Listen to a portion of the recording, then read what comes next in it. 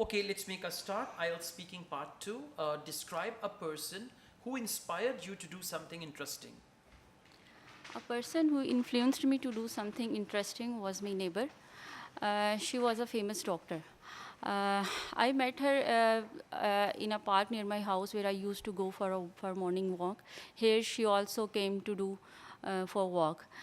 At that time, fortunately, I was at the perk of choosing my career, and I was interested in medical field.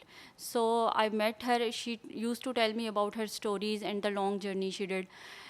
She used to tell me about her achievements.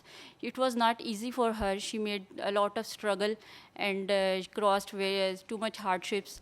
But she was pro in her field, and she got many numerous achievements in her field. Um, well, I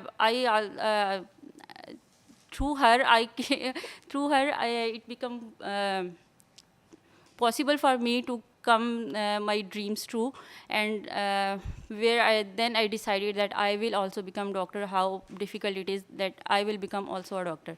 And so I got that, and when I become a doctor, it When feels I very became a when I doctor, became a doctor, it feels so good. it felt so good. Now it feels so good. Okay, but you said when I became a doctor, it feels so good. It should be it felt so good. Otherwise, Okay. you say when I become a doctor, it feels so good. Okay. Right? It felt so good, like we can when you effort for something and you get that, it feels very good. And Okay, thank you so much. Main thing is grammar and your confusion in the use of sentences in present and past tenses. You're confusing present with past, past with present. So you should be clear. And by the way, the topic is a person who inspired you. So inspired means past tense, right? It doesn't mean you cannot use present. You can use present also.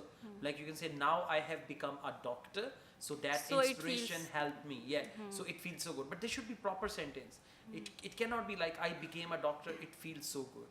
I have become a doctor and it feels so good. So you should work on your sentence structure. That's important, right? Thank